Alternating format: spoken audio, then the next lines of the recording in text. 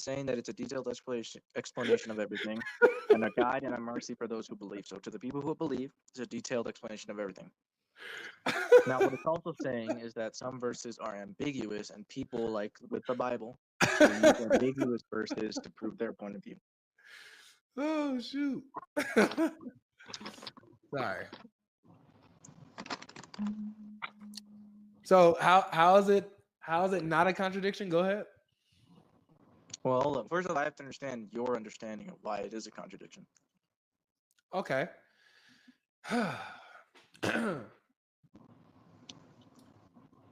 One place says detailed about everything, right? Detailed explanation of everything, right? Mm-hmm.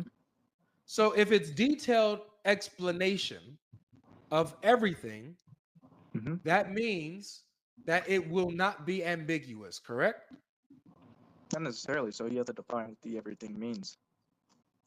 Now we don't know what everything means, guys. That's not what I'm saying. I'm saying what do you Now think we that the don't know everything what means? everything means, and this is Islam.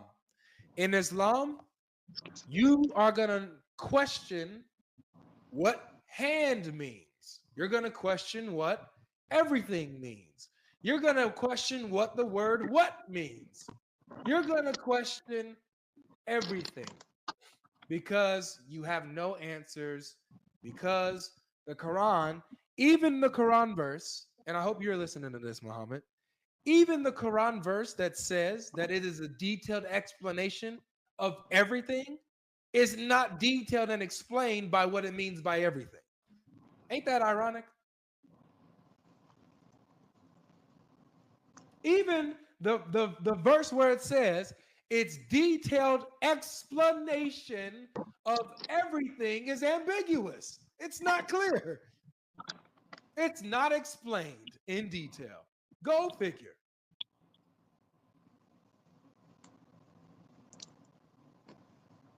Tough. Can we You know be what is tough? intellectually You know what's honest with tougher? each other? You know What? what's tougher? Do you know what's tougher?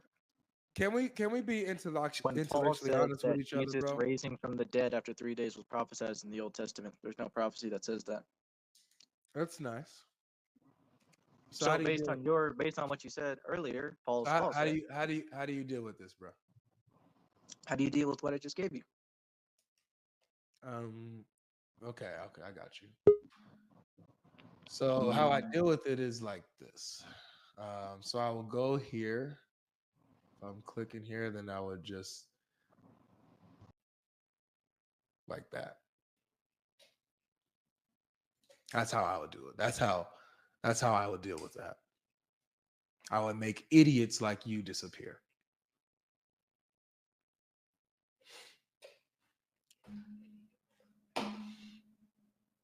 Like, I, Inquisitor, I muted you for a second, but you're on stage now. You can unmute when you're ready. hello. How you doing? Are you a Muslim? Yeah, how are you? I'm pretty good, man. Thanks for asking. So the question I'm asking is, man, why do Muslims not like Paul? I'm gonna be honest with you. For me, it's not like I don't like him. I'm just confused about him. But Okay. it's like but I've seen because there's a lot of like against and for him, So I just want to like clear it up. But it's okay if I give you like one of the things they say. They say, oh, it's like who? Like people I've seen online. I can't give names, but like people do lives on TikTok and like stuff like that. You talking about Muslims? But yeah. So their Muslims are attacking Paul? Yes, I condemn it personally. I don't believe you should attack anyone. Okay. So what's something that they say that they use against Paul that makes them believe that he's a false apostle? Well, maybe I don't know. Maybe I want to be like I don't have enough knowledge. Maybe you can correct me. But it's like, I think it's in Romans 14:9. It says uh, Jesus is the God of the living and the dead. But in Matthew doesn't he say that God is God is the God of the living, not the dead. Isn't that a No, contradiction? no, It it's does. not. Okay. Explain, please. So let's pull it up. Yeah, the Matthew one is Matthew 22:32. I know the verse in Matthew. Oh, Let's pull up the one in Romans. yeah, you're more knowledgeable than me, so I want to like learn, you know. Mhm.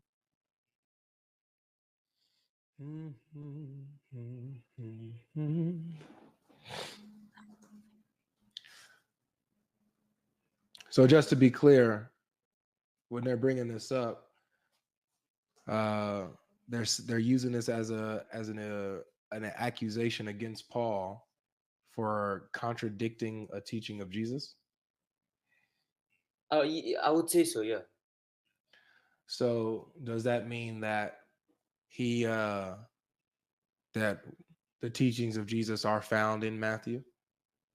Yes, personally, because yeah, I'm not like I'm questioning at this point, but yeah, historically, yeah, it is Yeah. the most reliable of the scholarly consensus, yeah. Anyone, So not only idiots and either. no, you're right. So then by that standard, whoever contradicts the teachings of Jesus, especially the ones that we find in the gospel, they would be a false messenger, right? According to I'm that assuming, standard yeah. that they set. Yeah, I would say so, yeah. So that would mean that Muhammad, according to that standard, would be a false messenger, right? Because he obviously contradicts what Jesus taught Yeah, of in course. Matthew. I'm studying. As I said, I'm studying. But at this moment, yes, I would condemn him. Yes, and that's what I want to learn from you. Obviously, is you're the knowledgeable guy. I'm just like I'm nothing compared to you. Wow, I'm nothing compared to you, man. But I just All want right. explaining. I know there's maybe context, you know. So like Yeah, you explain. You know more. yeah. So this is what it's talking about here in Romans 14 and in Matthew 22. Goodness, what's going on here? But you're the first honest person that came up so far. So Yeah, I've studied all of it. All the scholars say yes. Why would I believe something a fable? You know, yeah. it's just logic. You know, you don't need a whole faith to say to go against that. Yeah, exactly. All right. So this is what is happening in Matthew 22. So in Matthew 22, let me put it up on the screen here. In Matthew 22, you have they're asking, let's see here, about the resurrection. So the same day Sadducees came to him, who say that there is no resurrection, and they asked him a question, saying, Teacher, Moses said, if a man dies having no children, his brother must marry the widow and raise up offspring for his brother. Now there were 7 brothers among us. The first married and died, and having no offspring, left his wife to his brother. So to the second and third, down to the 7th. After them all, the woman died. In the resurrection, therefore, of the 7, of those 7 men, whose wife will she be? For they all had her. But Jesus answered them, You are wrong, because you know neither the scriptures nor the power of God. For in the resurrection, they neither marry nor are given in marriage, but are like angels in heaven. And as for the resurrection of the dead, have you not read what it was said to you by God? I am, not was, but I am the God of Abraham, the God of Isaac, and the God of Jacob. He is not God of the dead, but of the living. And when the crowd heard it, they were astonished at his teaching. So he is refuting them with their thinking of there being no resurrection. He refutes them about there being a resurrection. And then he adds on to this the evidence that the believers who died are actually still alive, even more alive than we are here on earth. because they're with God. So he says, so these people who, like, for example, Abraham, Isaac, Jacob, they've passed away. However, they are alive with God. They're Yeah, alive yeah. with I've heard of that. Yeah, with the God, the Catholics and stuff like that. Yeah, I've heard of that. right? It's just the last So, time I've heard. mhm. So that's the context in which he's saying. Abraham, Isaac, and Jacob, they are alive. They are living. They are with God. That's why God says, I am their God still. Not was in the past tense, I am, right? They're still alive with God. Now, Romans 14, it's a different context here. Romans 14 now, Wait, can I just say something quickly? sure. So about the part where it says not the dead, what does that mean then? He's You showing said they them, were living. yes. So he's showing them that the followers of God, the believers here, they're not, they didn't cease to exist. They are conscious, they are alive with God, right? So Yeah. with them, they think that there is no resurrection, that's it. There is no resurrection. That's it. Right? And Jesus is refuting that, showing that even Abraham, Isaac, and Jacob are alive. Oh, so when he says the dead, he's talking about the people that said that Abraham was dead. Yes. And Okay. all, You see, I all of get them it. are dead. Right? So now over here in Romans 14, let's read this in context here. Da-da-da-da-da.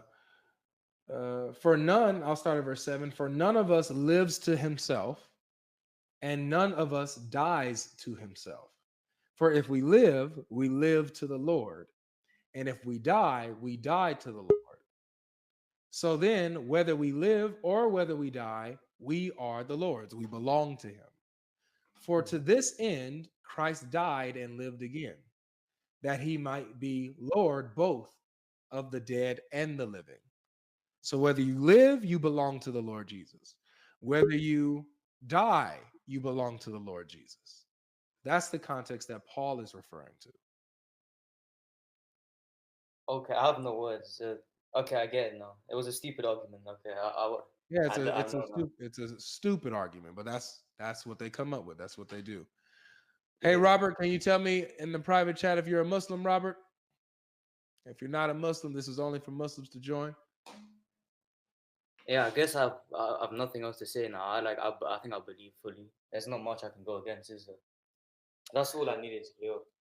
That's it. That's all you needed. Think, wait, is it okay for us something, but it's not on the topic? Sure. It's just like how do I study further? Do I just look at the church fathers or stuff like that, or Yeah, if you want to look into, the history of the church and the interpretations of the church fathers, you can go ahead and look into church history, church tradition. That's a good place to go to see how they interpreted certain verses, certain scriptures, see what the church was unified on, when it comes to theology, the deity of Christ, the Trinity, and stuff like that. See how they explained it, see the heresies that they come against and how they refuted these heresies, right? Like, people who rejected the deity of Christ, or even yeah, people rejected that Jesus was human. They believed he was divine, but not human. So you got the church that constantly deal with these heresies that are popping up, and so you'll see how Christian theology is sharpened and sharpened and sharpened and over time. it's because I've seen people like Athanasius, but I noticed a lot of the types of churches. Some of them condemn certain people. So I'm Mhm. who do I look into specifically? You know what I'm talking about them. And look into all of them. Look into all of them. Okay. Look into what Irenaeus teaches, Ignatius. Look into Polycarp. Look into Eusebius, because he breaks down a lot of the history of the church. And look into all of them, man. Okay. You'll be Thanks a all lot, right. man. All right, Thank yeah. you. God Take bless care you. of yourself, bro. Have a nice day. You too. All right. We got a super chat here, man, from Manny. He said, I just got a Muslim a few minutes ago to admit that Allah prays based on the Tafsir of Ibn Kathir, Volume 6 in Arabic. It feels good to do God's work, and I thank you and Rob Christian for teaching me, as I'm new to the faith, man. Glory to God. Glory to God. That's the point. We're supposed to equip you guys to be able to, do this. Spread the word, spread the message. All right. God bless you guys, man. That's awesome. The internet is a beast tearing Islam to pieces. That's right. That's right. All right, let's see. Next guest here. How you doing?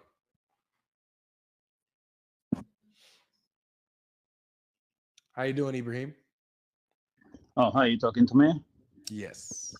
Oh, okay, sorry. I wasn't looking at the screen, so I didn't realize. All good. So the question I've been asking is, why do Muslims dislike Paul?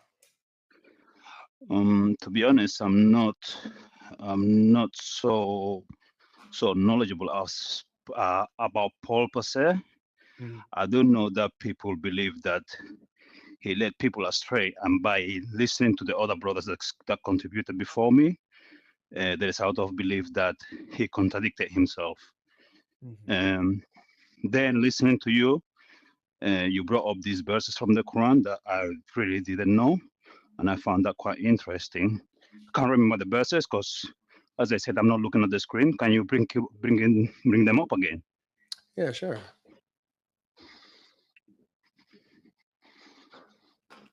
It's chapter 3, verse 7, and chapter 12, verse 111.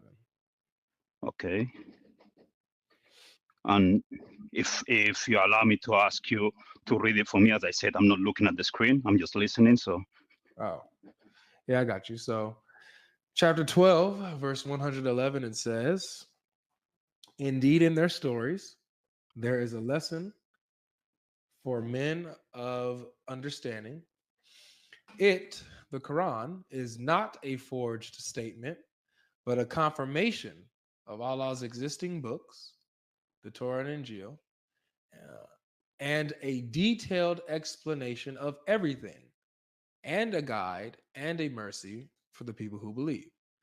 Now, the contention here is how the Quran says about itself that it is a detailed explanation of everything. That's the focus.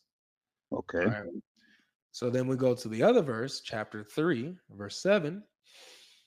And it says, it is he who has sent down to you the book. In it are verses that are entirely clear. They are the foundations of the book. And others not entirely clear. So as for those who in whose hearts there is deviation, they follow that which is not entirely clear thereof, seeking fitna and seeking for its hidden meanings. But none knows its hidden meanings except Allah, and so on and so forth. Okay. Right. So basically, you believe that is a contradiction? Yes.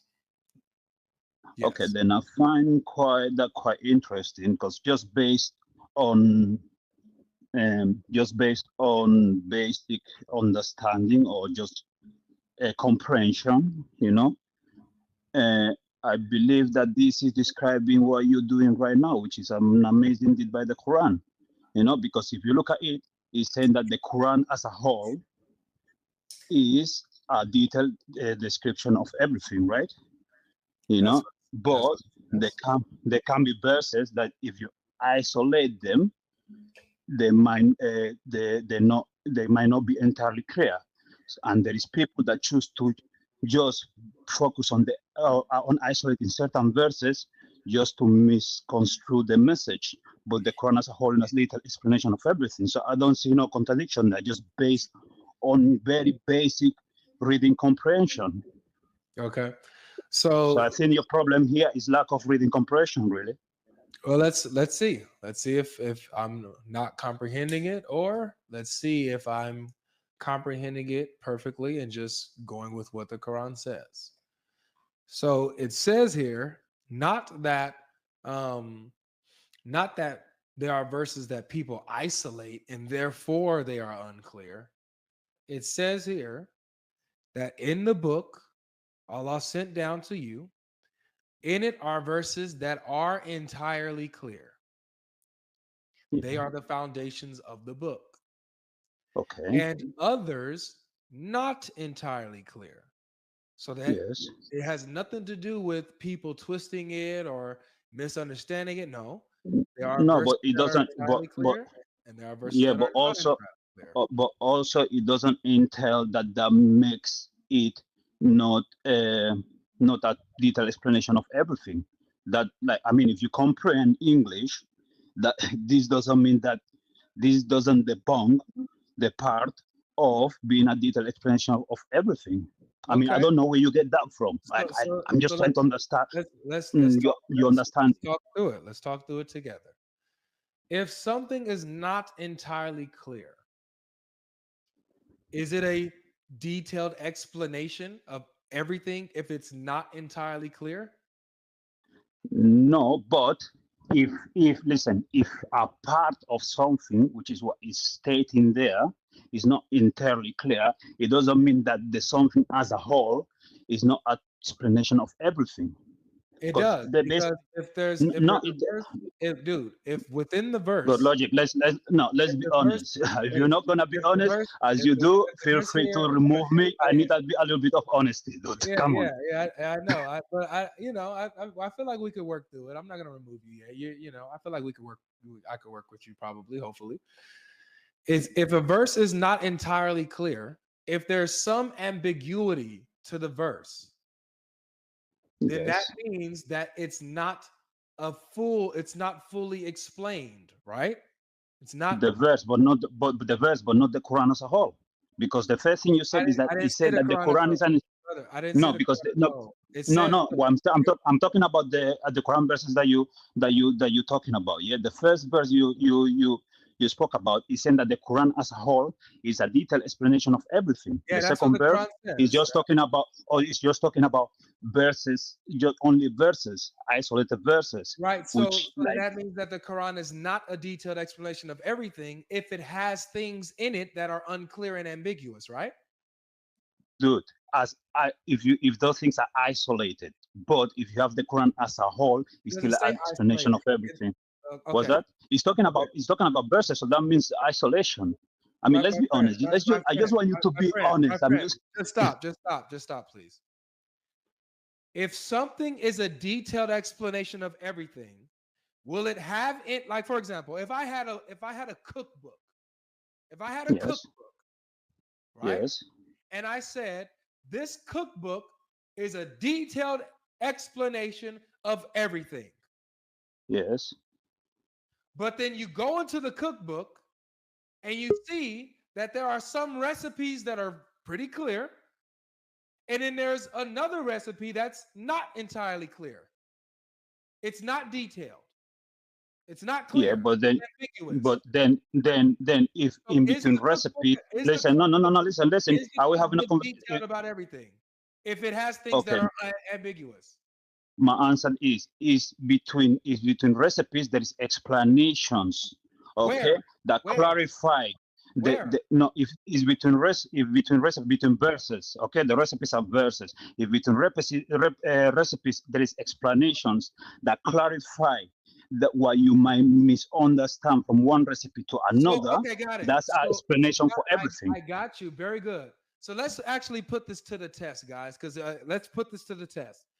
He's saying that, maybe there would be a verse that's unclear, but another verse in the Quran will clarify it and explain it, right? That's what you're saying, right? No, what I'm saying is that the whole context What? will the whole context of the Quran will explain it. I think that's exactly what I just said. No, that's the one you said. You said a verse. I said the whole context. That's two different things. Okay. So that's what I want you to do. I want you, because you're saying that the Quran itself will be able to explain this. I'll allow it. I'm going to read you one verse. And I want you to be able to tell me what is happening in this verse from the Quran. Okay, fair enough. You can use whatever verse, any chapter in the Quran, anything, wherever you can find it in the Quran, wherever it may have an answer. I would like for you to use it to your best of your ability. You have, you know, whatever. I mean, let's be honest with you. As I told you, I'm not even looking at the screen. I'm in just headphones. I'm gonna read it. I'm gonna read it. Yeah, what I'm saying is, but like you want me to find something, I cannot find it. I'm not having it, unfortunately.